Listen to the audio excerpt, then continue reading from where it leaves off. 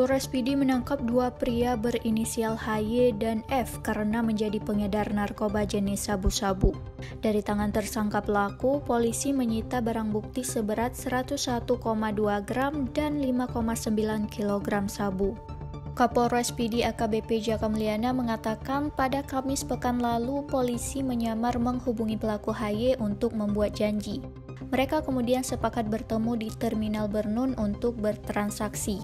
Selanjutnya pada Jumat sekira pukul 4 pagi waktu Indonesia Barat, HY tiba di tempat yang telah disepakati dan menyerahkan satu bungkusan amplop berisikan 101,2 gram sabu.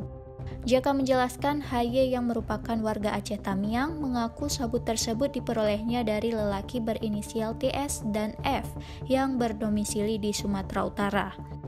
Pada hari yang sama, polisi kemudian melakukan pengembangan dan mengejar tersangka TS dan F di Jalan Gatot Subroto, Kecamatan Medan Baru, dan berhasil menangkap tersangka F. Selain itu, polisi juga mengamankan barang bukti 6 bungkus besar narkotika jenis sabu dengan berat keseluruhan 5,9 kg yang disimpan dalam tas koper. Tersangka F merupakan warga Blangmangat, Lok Sumawe, yang mengaku barang bukti tersebut diperoleh dari tersangka TS. Namun sayangnya, tersangka TS tersebut telah melarikan diri.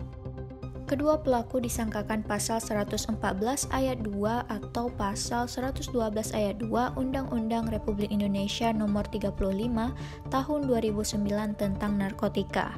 Keduanya terancam hukuman pidana mati atau penjara seumur hidup dan atau pidana paling lama 20 tahun. Kapolres Pidi menyebutkan, polisi tidak akan memberi toleransi dan kompromi dengan pelaku narkoba yang dapat merusak generasi bangsa.